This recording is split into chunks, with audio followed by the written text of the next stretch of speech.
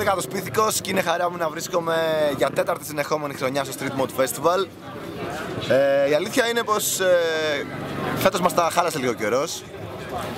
Βέβαια φέτος δεν συμμετέχω σαν κάποιος ενεργός καλλιτέχνης, ήρθα σαν θεατής.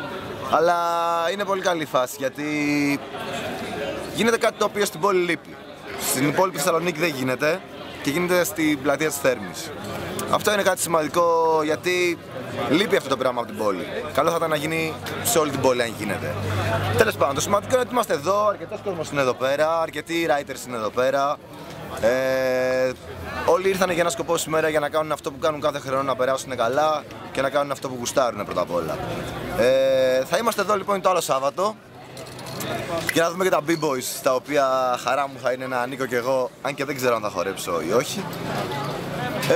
Θα δούμε lives, αρκετά πράγματα. Εγώ έχω συμμετέχει κιόλας, έχω παίξει live και ήταν ένα από τα καλύτερα lives που έχω κάνει γιατί είχε πάρα πολύ κόσμο και πολύ αγάπη γενικά από τον κόσμο. Εύχομαι να είμαστε γεροί και δυνατοί κάθε χρόνο να γίνεται αυτό το φεστιβάλ και εδώ θα είμαστε να τα λέμε. Καλή συνέχεια.